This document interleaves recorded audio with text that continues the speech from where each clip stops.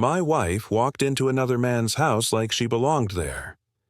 I sat in my car, parked a safe distance away, watching as she pulled up, stepped out, and walked straight to the door. No hesitation, no nerves, just the ease of someone who had done this before. She knocked. A moment later, the door swung open and a man I had never seen before greeted her with a smile.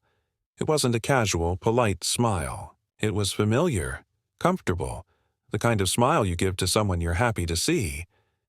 And then Rachel smiled back. She touched his arm. A small gesture, one that might not have meant much to anyone else. But to me, it confirmed everything. She wasn't just here to talk. She was here because she wanted to be. The man stepped aside, and without a second thought, Rachel walked in. The door shut behind them. I didn't move. I didn't breathe. I just sat there, staring at the house, feeling my stomach twist into knots. I had suspected it for weeks. The distance, the secrecy, the way she always had her phone in her hand, tilting the screen away whenever I walked by, the sudden coldness when I asked simple questions. She wasn't my wife anymore, at least not in the way that mattered. My chest tightened, and for the first time in my life I had to accept the truth. My marriage wasn't falling apart, it was already over. Rachel had been pulling away from me for months.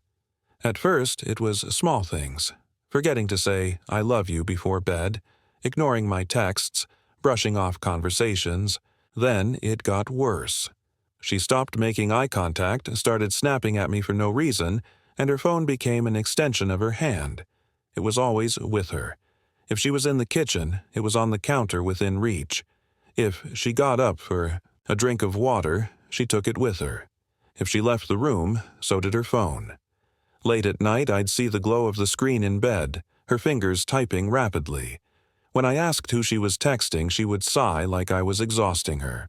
"Just a friend," she'd mutter. When I asked which friend, her eyes would flicker with annoyance. Why do you care? That was the moment I knew.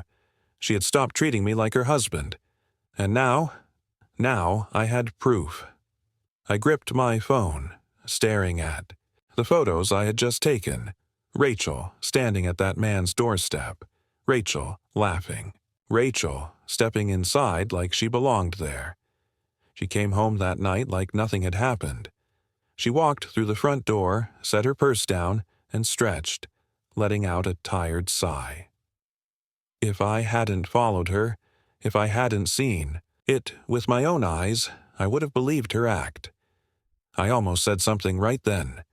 Almost threw the evidence in her face, demanded an explanation. But then she turned to me, flashing the same indifferent expression she had worn for months. No guilt, no hesitation, just boredom. And suddenly, I knew she wouldn't admit it. Even if I showed her the photos, even if I laid out the truth in front of her, she would find a way to twist it. She would call me paranoid, accuse me of being controlling. She would lie, right to my face. And that's when I made my decision. I wasn't going to ask her for the truth. I was going to take it from her. If Rachel was cheating, she would slip up eventually. People get comfortable when they think they've gotten away with something. They start taking bigger risks.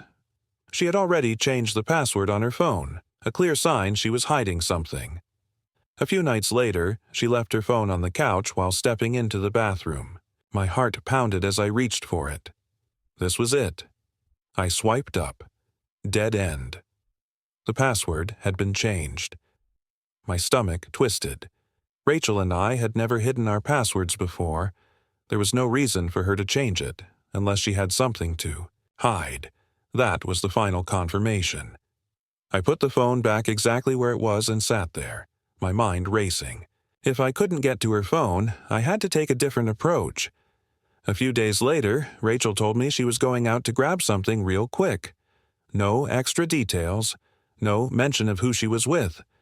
Just vague enough to set off every alarm in my head.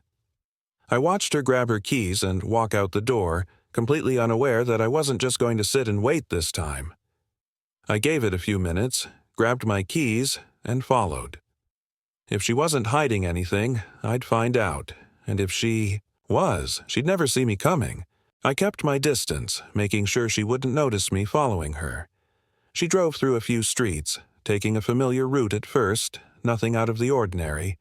But then she turned into a neighborhood I had never seen her visit before. My grip tightened on the steering wheel as I stayed a few cars behind, watching as she pulled up in front of the same house from before. My stomach twisted as she parked, stepped out, and walked straight to the door. There was no hesitation, no looking around, no concern that anyone might see her. She wasn't sneaking. She was comfortable, like she belonged there. A moment later, the door opened, and there he was again. The same man, the same easy smile. She greeted him like an old friend, touching his arm as he stepped aside to let her in. Then, just like before, the door closed behind them.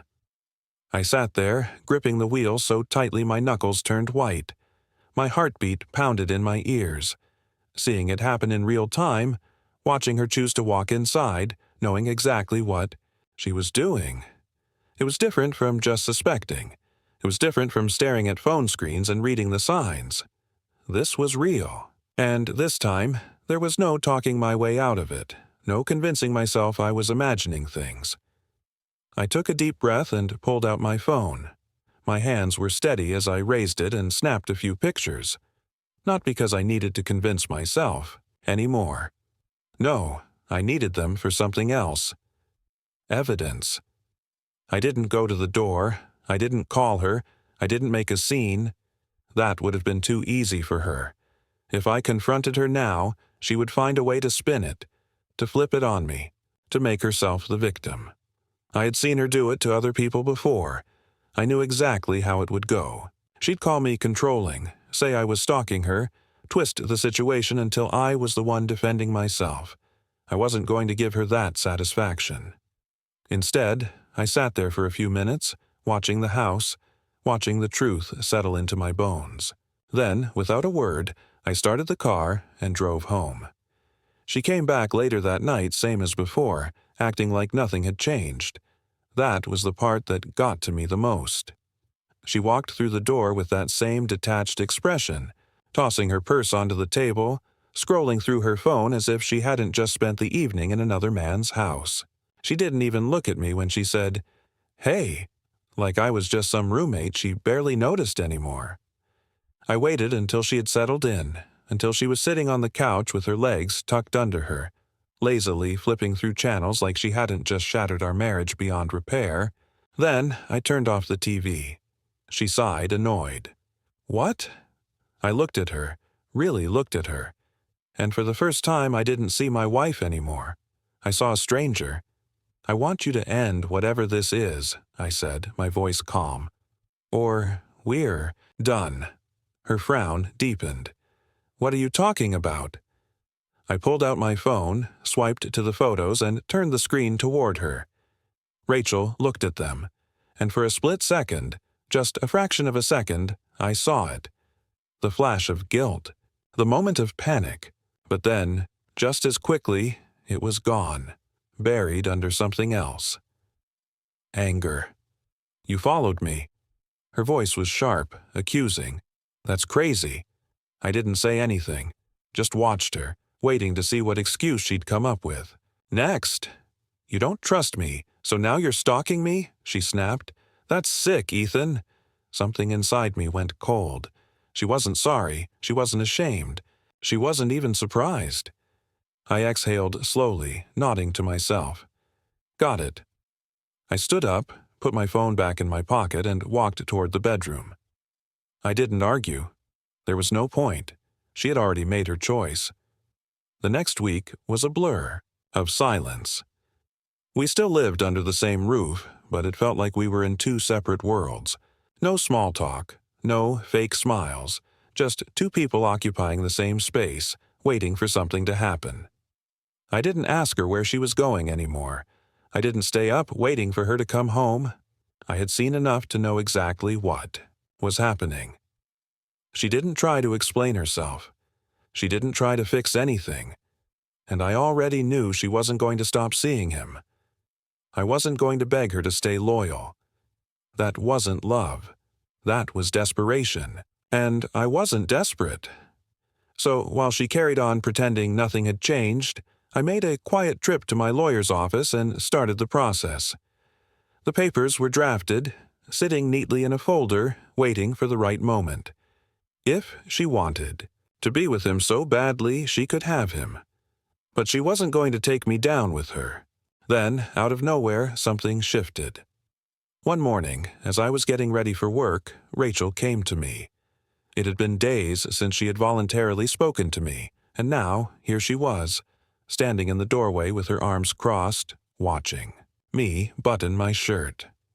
For a second, I thought she was about to finally say something. Maybe confess, maybe even apologize. But instead, she just tilted her head slightly and said, "I'm making you dinner tonight." I froze for just a second, my fingers pausing over the last button. It took a moment for her words to fully register. Rachel hadn't cooked for me in months, not since all of this started. Lately, she barely even acknowledged my presence unless it was to be cold or dismissive. And now, out of nowhere, she wanted to make dinner. I turned to look at her. She was standing near the dresser, scrolling through her phone, like it was just a casual statement, like she hadn't just upended the routine of our broken marriage. I didn't respond right away. I wanted to see if she'd follow up. Maybe offer some kind of explanation. But she didn't. "All right," I finally said, keeping my tone neutral. If this was a game, I wasn't about to show my hand first. As I left for work, my mind wouldn't let it go. Was this an attempt to smooth things over? Maybe she felt guilty and wanted to make some kind of peace offering. Or was she setting the stage for something else? A confession? An excuse? A final act of control before pulling the rug out from under me? I wasn't about to sit around and wait to find out. What Rachel didn't know was that I had already taken steps to free myself from this marriage. The divorce papers were prepared, sitting neatly in a folder, waiting for the right moment. And more than that, I had something she wouldn't see coming. While she had been sneaking around with her secret lover, I had been getting close to someone too, her best friend. It started as casual conversations, little moments of shared frustration about Rachel's behavior, but over time it became something more. She knew the woman Rachel had become, and she had no illusions about who she really was. So if tonight's dinner was some kind of mind game, if she still had her affair going on, I wouldn't argue. I wouldn't beg. I wouldn't get angry. I would simply end this marriage on my terms. I came home that evening with a feeling I couldn't quite describe. Rachel was in the kitchen, moving around with practiced ease, setting the table, pouring wine, the smell of home-cooked food filling the air. It was a scene that would have once felt normal, even comforting. Now it felt staged, manufactured. If this were a few months ago, maybe I would have been excited. Maybe I would have let myself believe this was her way of trying to fix things. But I knew better now. Rachel didn't do things without a reason. She greeted me like nothing had happened, her voice light, casual. "Dinner's almost ready." I nodded, setting my keys on the counter, watching her carefully. She was too calm, too composed. This wasn't guilt. It wasn't regret. It was the look of someone who had already made up their mind. We ate mostly in silence. She didn't ask about my day, and I didn't ask about hers. The only sounds were the clinking of silverware against porcelain, the occasional sip of wine, and the heavy tension sitting between us like a third guest at the table. Halfway through the meal, I set my fork down and leaned back slightly, watching her. "So," I said, my voice even, "have you ended your affair?" She didn't flinch. She didn't look away. She just smirked, as if she had been waiting for this moment, and then she said it. "I'm leaving you." I exhaled slowly, more out of amusement than anything else. There was a time when those words would have broken me, when I would have begged her to stay, to reconsider, to explain why she had done this. But now they felt like an overdue ending, to a story I should have closed a long time ago. I smiled, a real, genuine smile. Then I got up from my seat, walked into the bedroom, and came back with a stack of neatly arranged papers. I placed them on the table in front of her and slid them across. "Perfect," I said, my voice steady, controlled. "I already prepared the paperwork. Sign them." For the first time that evening, her confidence wavered. She hadn't expected this. She stared at the papers, then at me, searching for some kind of reaction, some sign of hesitation, something she could use against me. But there was nothing. Just calm. Then the doorbell rang. Her head snapped toward the door. She wasn't expecting anyone. I, on the other hand, had been waiting for this moment all night. I pushed my chair back, took my time walking to the door, and pulled it open. And there she was. Standing in the doorway, looking effortlessly beautiful, was Rachel's best friend. The woman Rachel had trusted with all her secrets. The woman I had been getting closer to ever since I realized my marriage was already dead. I stepped aside and gestured toward her. "Meet my new girlfriend." The look on Rachel's face was priceless. It was beyond shock. It was betrayal, disbelief, maybe even regret. She had played her game, thinking she was always one step ahead. She had spent months making me feel like a fool. She had forgotten that when you play games, you better be prepared to lose. Rachel didn't take it well. At first, she just sat there, frozen, her eyes flicking between me and her best friend, like she was trying to piece together a puzzle she never even realized existed. Then, the shock wore off, and something else took its place. Anger. She stood up abruptly, her chair scraping against the floor. "Are you serious?" Her voice was sharp, venomous. "You're dating my best friend?" I stayed calm, watching as she unraveled. "You didn't seem too concerned about loyalty when you were sneaking around behind my back," I said evenly. Her best friend standing beside me didn't flinch. She had been prepared for this reaction. Rachel turned to her, eyes blazing. "And you're just fine with this? You went behind my back too?" She folded her arms and met Rachel's glare without hesitation. "I didn't go behind your back. You threw everything away on your own." Rachel let out a humorless laugh, shaking her head. "This is insane. You're both insane." I didn't argue. I didn't need to. The papers were on the table, waiting. For her signature. She had her dramatic outburst and I let her have it. But when she realized I wasn't reacting the way she wanted, her anger twisted into something worse. Spite. At first, she acted like she wouldn't sign the papers. She pretended she was above all of it, that she was going to walk away gracefully. But I knew her too well. The moment reality sank in, the moment she realized she wasn't in control of the situation anymore, she became exactly who I knew she could be when things didn't go her way. Spiteful, vengeful, ready to destroy everything in her path. It wasn't about the marriage anymore. It was about making me suffer. She went to court and played the victim.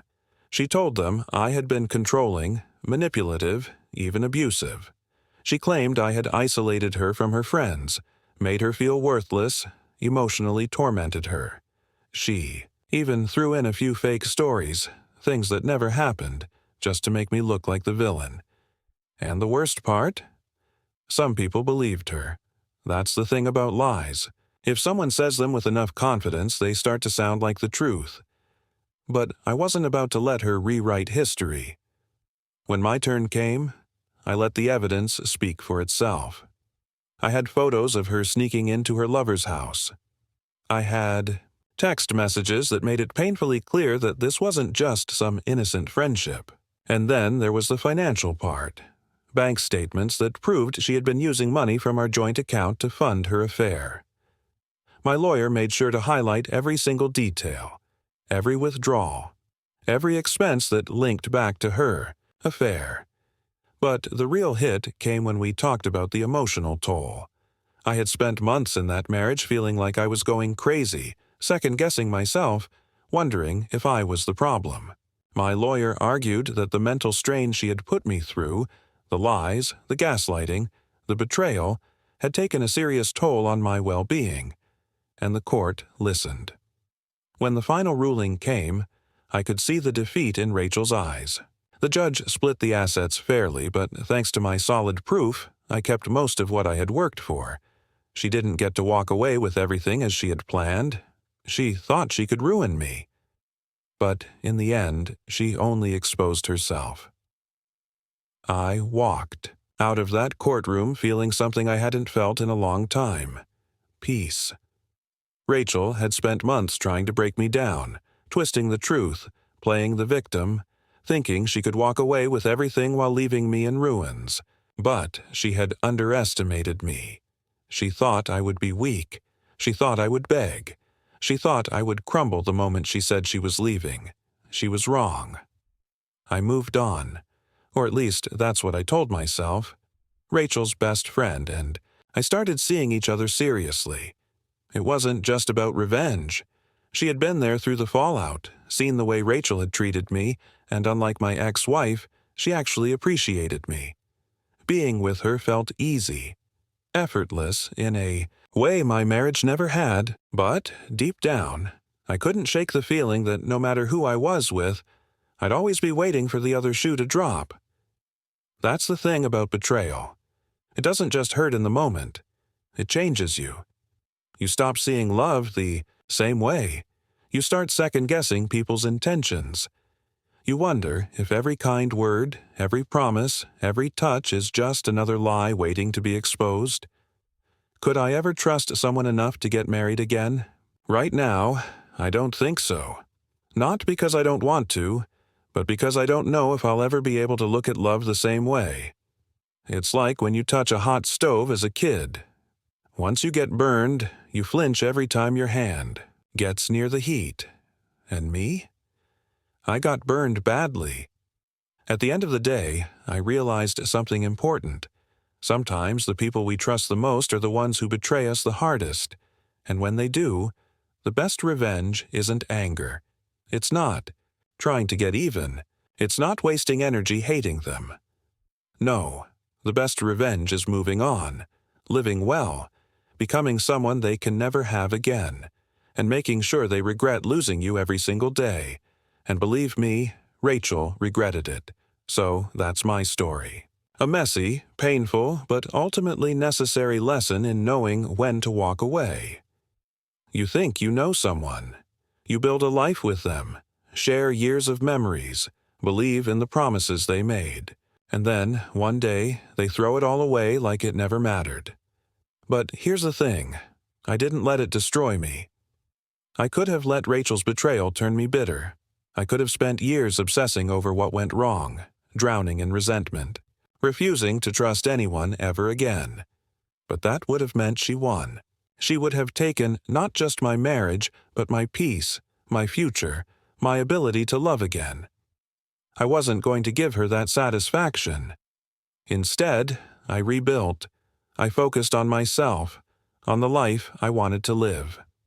I stopped trying to make sense of things that would never make sense, stopped wasting energy on a woman who had proven she was never worth it. And the funny thing? The more I moved forward, the more I thrived, the more she seemed to fall apart. Rachel thought she had won when she walked away. But she hadn't expected me to let her go so easily. She hadn't expected me to be happy without her. And that was the real victory. If you ever find yourself in a situation like this, don't waste time chasing after someone who made the choice to betray you. Don't let them break you. Pick up the pieces, build something better, and make sure that when they look back, they know. Losing you was their biggest mistake. Now, I want to hear from you. Have you ever gone through something similar? Do you think I handled this the right way? Let me know in the comments. I read every single one. And remember, if something feels off in your relationship, it probably is. Don't ignore the signs. Thanks for watching, and I'll see you in the next one.